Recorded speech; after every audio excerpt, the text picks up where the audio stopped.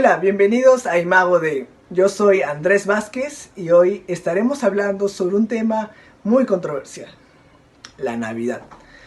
Estaré también acompañado de Raúl Jaramillo, de Fe Razonable y Valerian Gamgeveli. Este video está dirigido a todas aquellas personas que consideran que la Navidad proviene de tradiciones paganas, pero también a aquellas personas que quieren saber más al respecto. La primera parte veremos algunos supuestos versículos que prohíben la Navidad. Luego estaremos viendo su historicidad y después una breve reflexión. Si no eres creyente, puedes saltarte esta primera parte e ir de frente a la parte histórica. En la descripción estaré dejando un pequeño índice para que puedan desplazarse por todo el video dependiendo del tema de su interés. De igual manera, pueden ver la conversación que tuve con Raúl Jaramillo sobre este tema de la Navidad. En los próximos días estaremos subiendo al canal toda la entrevista completa. Así que empecemos. ¿Realmente la Biblia prohíbe la Navidad? Bueno, el primer versículo que normalmente se utiliza para invalidar la Navidad es Jeremías 10, 2, 4. ¿Qué nos dice este versículo? Así dijo Jehová: no aprendáis el camino de las naciones, ni de las señales del cielo tengáis temor, aunque las naciones las teman. Porque las costumbres de los pueblos son vanidad, porque el leño del bosque cortaron, obra de manos de artífice con buril. Con plata y oro lo adornan, con clavos y martillo lo afirman para que no se mueva. A simple vista, parece que Dios nos está prohibiendo usar o tener el árbol de Navidad. Entonces se nos dice que decorar o colocar un árbol en nuestras casas está mal. Algunos incluso lo llaman un pecado. ¿Pero realmente este versículo trata de decirnos esto? En primer lugar, este versículo es de mucho antes de que existan los árboles de Navidad. Por otro lado, creo yo que no se necesita mucha exégesis para comprender lo que el texto trata de decirnos. Aquí se nos dice que se corta un leño del bosque, un árbol, y obra a manos de artífice con buril. ¿Qué quiere decir esto? Que el artífice, es decir, el artesano, está cortando un árbol y tallando. Un buril justamente es una herramienta para tallar madera. Es, en otras palabras, un cincel. Vemos que aquí algo está siendo tallado y decorado con plata y oro. Cuando vemos el contexto del versículo, nos damos cuenta que Jeremías está hablando de ídolos. El versículo siguiente hace alusión justamente a un ídolo. En otras traducciones se dice que se parece a un espantapájaros. Y pues un ídolo tiene más similitud a un espantapájaros que un árbol de Navidad. Entonces, analizando el contexto, vemos que para nada hace mención o referencia a un árbol de Navidad, el cual una vez más no existía en ese momento, sino habla de la creación y adoración de los dioses y a los dioses. También está Isaías 44, 14 y 15, que nos dice lo siguiente: Corta cedros y toma ciprés y encina, que crecen entre los árboles del bosque, planta pino, que se críe con la lluvia. De él se sirve luego el hombre para quemar, y toma de ellos para calentarse. Enciende también el horno, y cuece panes. Hace además un dios, y lo adora. Fabrica un ídolo, y se arrodilla delante de él. Aquí se dice que un pagano corta un árbol, hace un dios, lo adora y se arrodilla ante él. Aquí algunas personas mencionan que cuando nos arrodillamos a recoger los regalos de Navidad, uno está adorando al árbol. Creo yo que este argumento es muy pobre. Cuando nos arrodillamos para atarnos los pasadores de los zapatos, no estamos adorando el zapato. O cuando alguien se arrodilla para cambiar la llanta de su auto, no está adorando el auto. Creo que se puede entender el punto. Es absurdo asumir que se está adorando al árbol solamente porque uno se inclina para colocar o recoger algún regalo. Además, nuevamente viendo el contexto del pasaje, nos damos cuenta que no se está hablando del árbol de Navidad, sino de dioses hechos de madera. Y por último, está Jeremías 3:13. Solo reconoce tu culpa. Admite que te has rebelado contra el Señor tu Dios y que cometiste adulterio contra Él, al rendir culto a ídolos debajo de todo árbol frondoso. Confiesa que rehusaste oír mi voz. Yo, el Señor, he hablado. Este verso está condenando pecadores por dar sus favores debajo de cada árbol. Esto al parecer suena a personas dejando regalos debajo de los árboles. Bueno, no es así. Este versículo está hablando sobre arrodillarse ante ídolos que normalmente están debajo de árboles, ya que el lugar en el que se encontraba el antiguo Israel era una zona muy caliente. Entonces, creer que estos versículos se refieren a la Navidad o al árbol de Navidad es hacer eisegesis, es decir, interpretar un texto introduciendo tus ideas de manera subjetiva. Recordemos lo que el apóstol Pablo nos dice en Romanos, que nada es inmundo en sí mismo. Y ya para pasar al siguiente punto, me gustaría mencionar algo de manera breve. Y es que muchos mencionan, no celebramos Navidad porque la iglesia primitiva no la celebraba. Bueno, la iglesia del primer siglo esperaba la inminente venida del Señor Jesucristo. Sin embargo, vemos que en los siglos posteriores sí había una importancia y una razón de establecer la celebración del nacimiento de Jesús. Y es que, como menciona el historiador Justo González, en estos primeros siglos empezaron a aparecer distintas herejías, como el gnosticismo, docetismo, entre otras, tratando de corromper a los fieles cristianos. Entre esas herejías se encontraba aquella que mencionaba que el cuerpo de Jesús era solo apariencia. Nosotros creemos que Jesús fue 100% humano y 100% Dios. Bueno, estas personas no creían que Jesús tuviera realmente un cuerpo humano, y por esto era fundamental establecer y remarcar el nacimiento de Cristo, pues así se afirmaba su completa humanidad. Así, el historiador Justo González nos dice lo siguiente. Pero cuando la iglesia se abrió paso entre los gentiles, para muchos de los cuales la realidad espiritual no podía tener nada que ver con la material, hubo quien comenzó a negar la realidad física, y por tanto el nacimiento de Jesús. Fue entonces que se comenzó a pensar en la necesidad de tener una fecha especial para celebrar ese nacimiento, y así contrarrestar las tendencias espiritualizantes de tales personas. Ahora sí, vayamos a ver las cuestiones históricas con respecto a la Navidad. Y para esto quiero invitar a Raúl. Adelante, Raúl. Gracias, Andrés. Habiendo lidiado con la cuestión bíblica sobre si un cristiano puede participar o no en una celebración de la Navidad, vayamos a la evidencia histórica. Cuando hablamos de la tradición del 25 de diciembre, hay que tomar en cuenta tres cosas. La primera de las cuestiones que tenemos que analizar son las razones que la iglesia dio para celebrar el nacimiento de Jesús el 25 de diciembre antes de encontrarse con la celebración de Sol Invictus y de otros dioses paganos. Como dice un académico experto en arte y cultura romana, la cuestión es si la iglesia escogió la fecha del 25 de diciembre debido a las celebraciones paganas o a pesar de las celebraciones paganas. Ya en el año 200, Clemente de Alejandría nos da los primeros cálculos para las fechas del nacimiento de Jesús. Entre ellas surgen fechas en abril, mayo y agosto.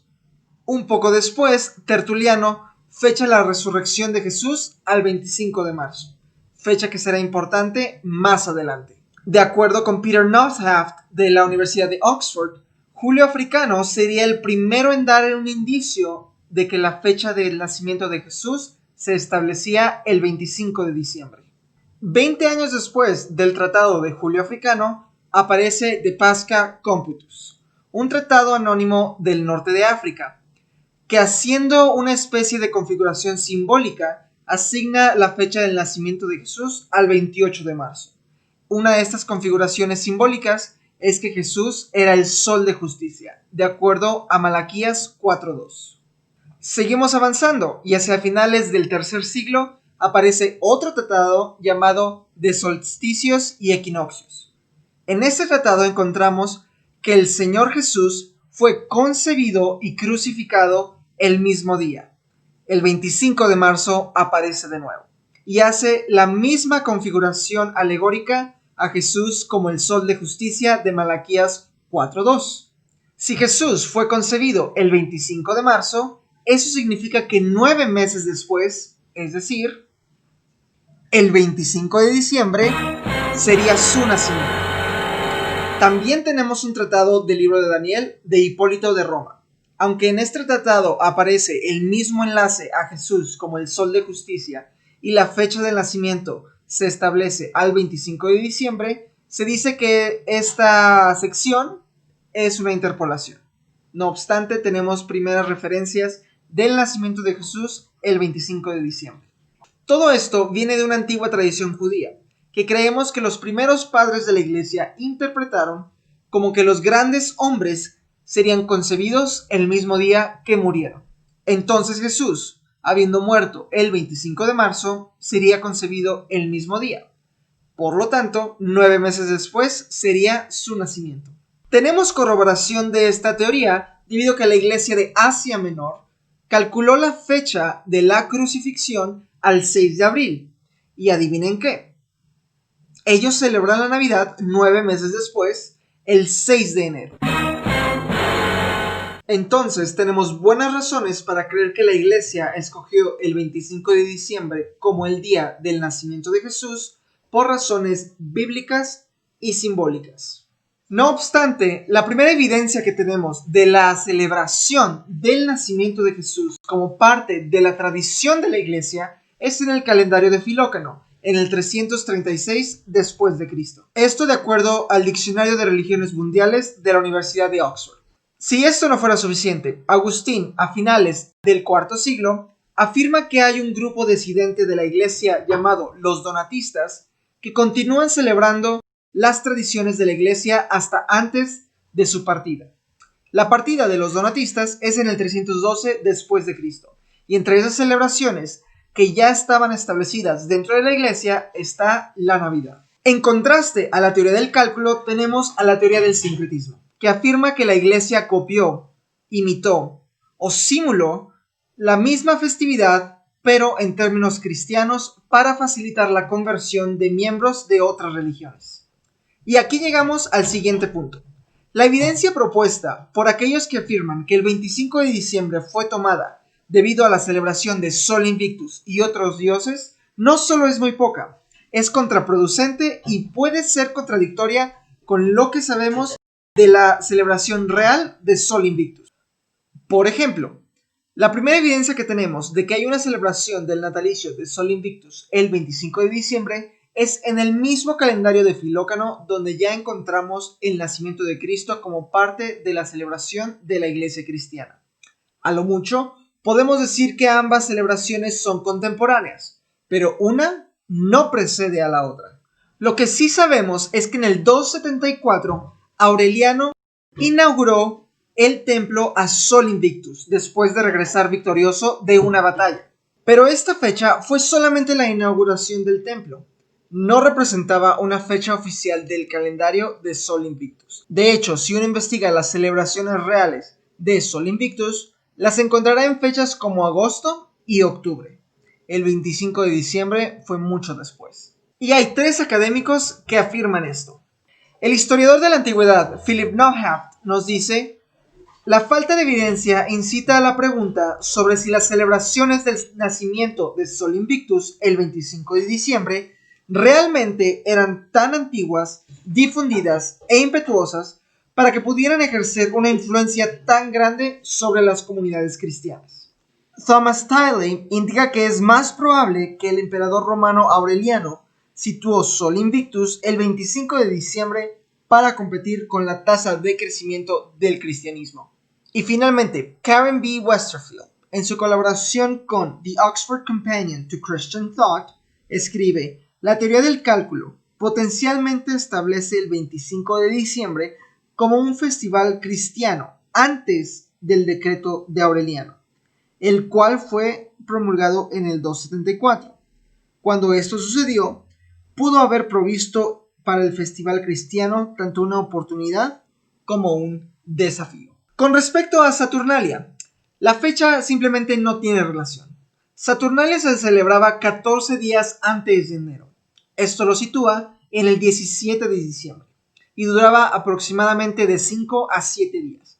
Durante estas fechas, Roma simplemente hacía una reversión de los roles. Los esclavos eran los amos eran los esclavos, los estudiantes eran maestros, los maestros eran estudiantes, y así sucesivamente. Era una temporada de comer, beber y simplemente disfrutar de placeres terrenales, una fiesta que no tiene nada que ver con las tradiciones y moralidad cristiana. Por otro lado, la fuente principal que tenemos de Saturnalia es Macrobius, del siglo V, por lo cual no tenemos fuentes primarias sobre esta festividad. Con esto podríamos comprobar, o al menos llegar a la conjetura, de que fueron los paganos quienes copiaron a los cristianos en su celebración del 25 de diciembre. Como dice otro historiador, Bowersock, la extensión en la cual los festivales paganos copiaron, tomaron y robaron de las festividades cristianas merece más atención de la que se le ha dado. El último punto sobre el 25 de diciembre corresponde a la historia interna de la iglesia. Muchas veces se nos habla de lo que está sucediendo afuera de la iglesia y cómo las otras religiones influyeron a las doctrinas cristianas, pero nunca se nos habla sobre lo que estaba sucediendo en la iglesia en ese tiempo. Cuando la iglesia comienza a tener más libertad, comienza a estudiar y a debatir doctrinas muy importantes como la encarnación y la doctrina de la Trinidad. En el IV siglo es cuando surgen las doctrinas heréticas como el arrianismo y otras que ya sea intentan negar la deidad de Jesús o su humanidad. Debido a esta controversia, la iglesia se vio en la necesidad de poner más énfasis en el nacimiento de Jesús. Al enfatizar en el nacimiento de Jesús, la iglesia estaba resaltando la importancia de la encarnación, el hecho de que Dios había tomado forma de hombre y había añadido la naturaleza humana a su naturaleza divina, en respuesta a aquellos que negaban que Dios se había hecho hombre. Entonces, para resumir, la iglesia dio buenas razones para creer que Jesús había nacido el 25 de diciembre. La evidencia que tenemos de la celebración de Sol Invictus el 25 de diciembre es poca, contraproducente y contradice lo que sí sabemos sobre Sol Invictus. Y finalmente, la historia de la iglesia nos explica por qué esta celebración tomó tanta fuerza y se le puso tanto énfasis. Con esto pasemos a la siguiente tradición navideña: el personaje de Santa Claus.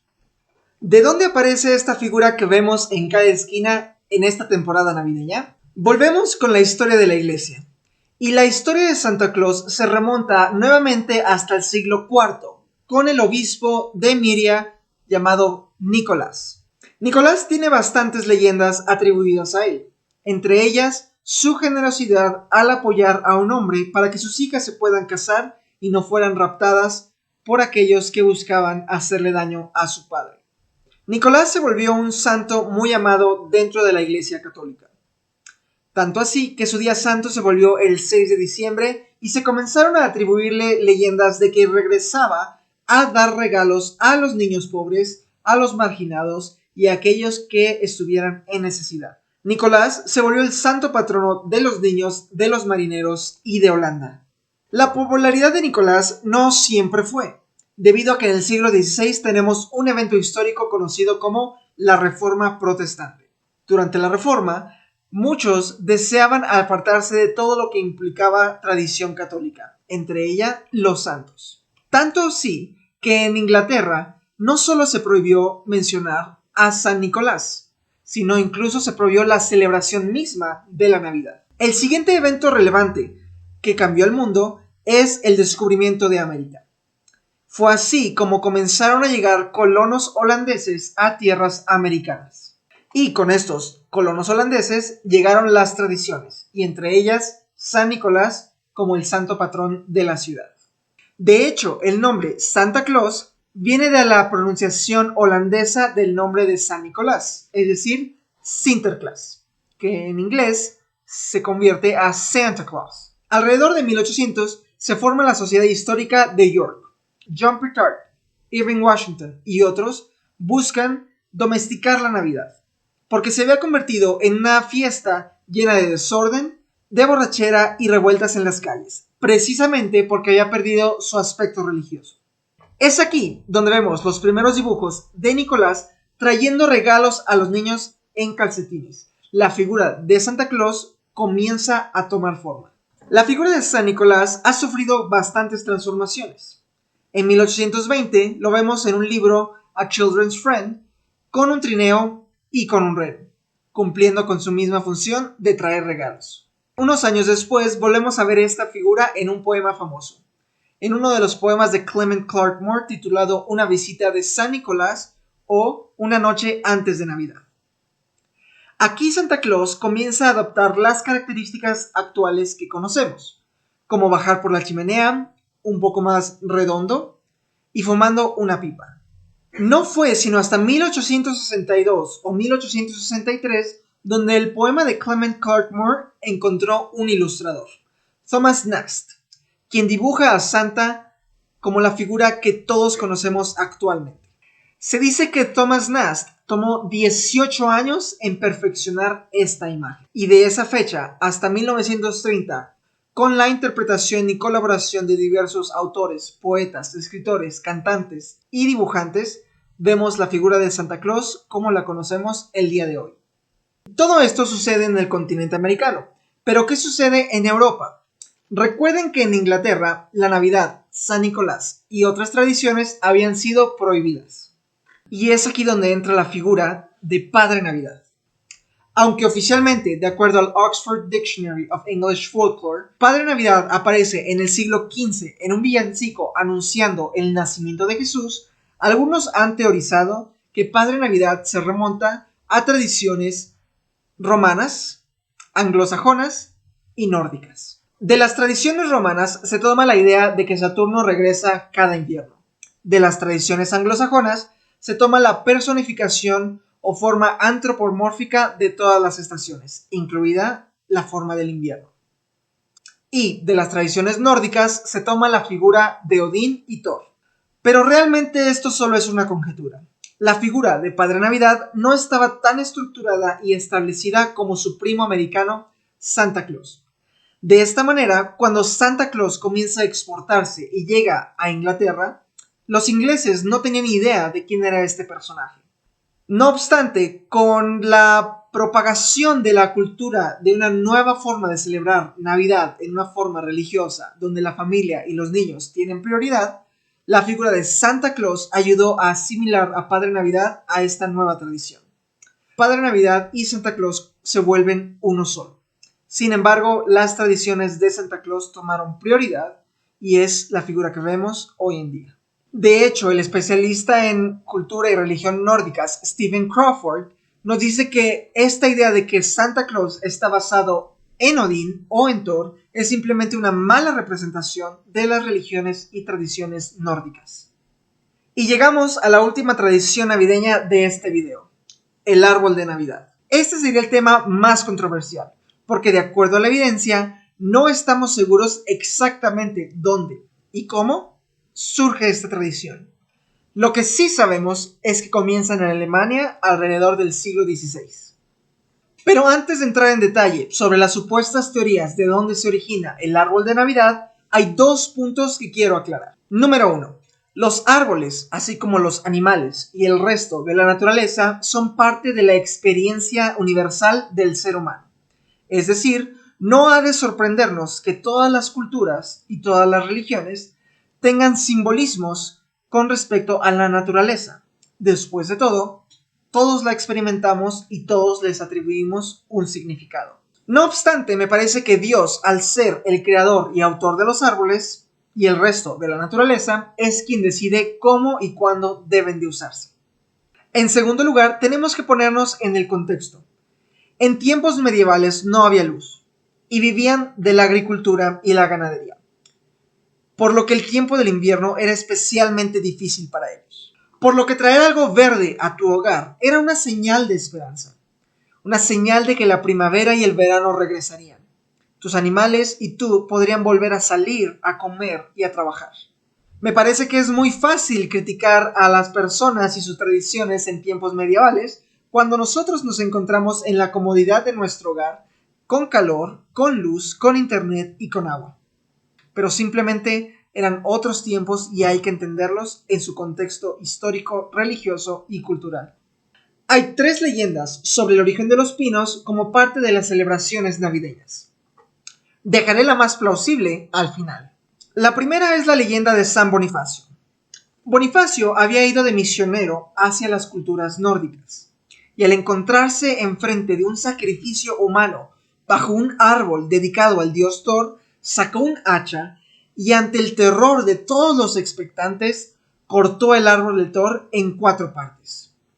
Al caer, detrás de este árbol había un conífero, a lo que Bonifacio apuntó a él, señalando que sería el nuevo árbol sagrado, porque este conífero estaba apuntando hacia el cielo, es decir, hacia el verdadero Dios, Cristo Jesús. La segunda leyenda es atribuida a Martín Lutero.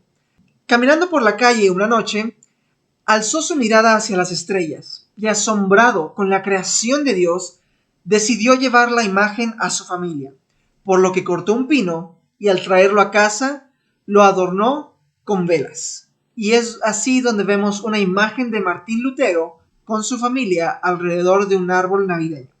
La siguiente referencia como el origen de los árboles de Navidad son las obras del paraíso.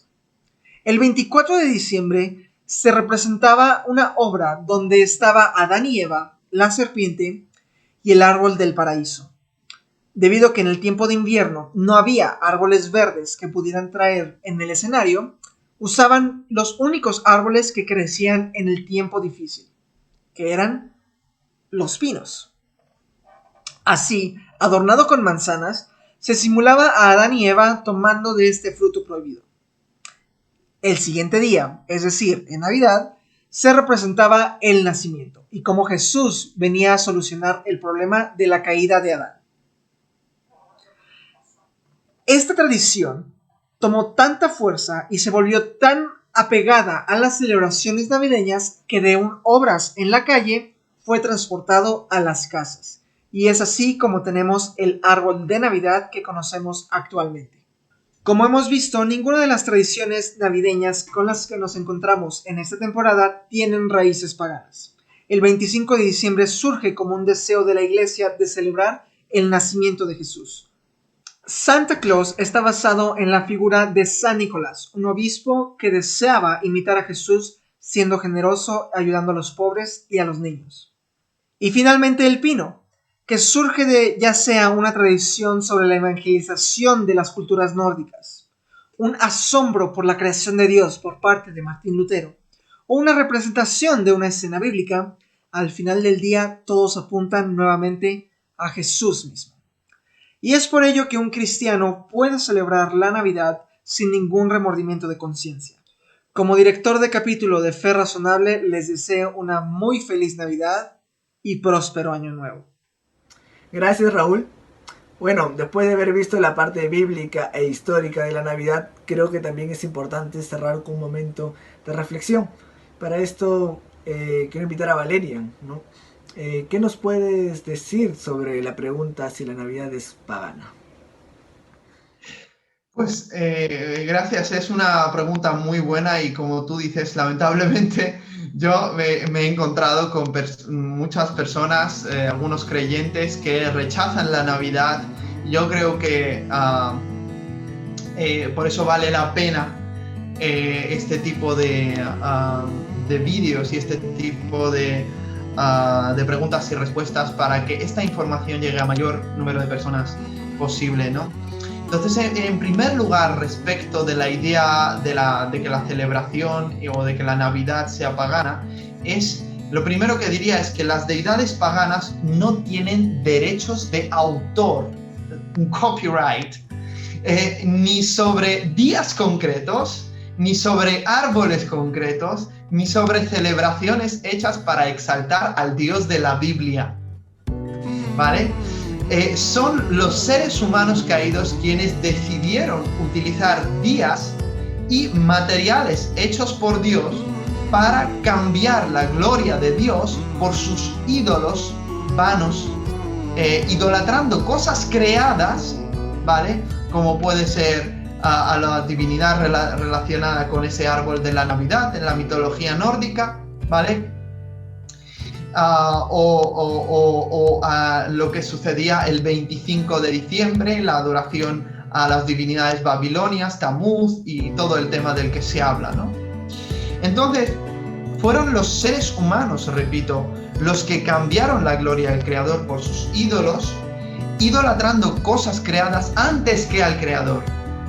Por tanto, los derechos de autor, por ser el Creador Dios, lo tendría en todo caso Dios. Todos los árboles son de Él. ¿Por qué? Se los vamos a arrebatar.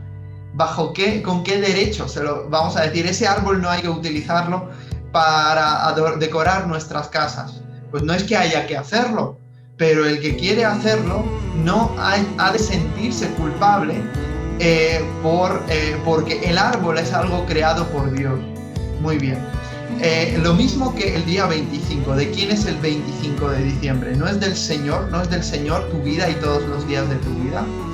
Lo segundo que diría es que la Navidad, es decir, el nacimiento original de Jesús, es santa. No es pagana porque sale en las Escrituras. También, en tercer lugar, la celebración de la Navidad es bíblica, no porque sea una fiesta establecida para Israel o para la Iglesia de manera normativa, para celebrarla todos los años, sino porque es algo que celebraba el cielo entero. Os ha nacido hoy en la ciudad de David un Salvador, que es Cristo el Señor. Por eso dice el ángel: id a Belén y veréis al niño envuelto en pañales.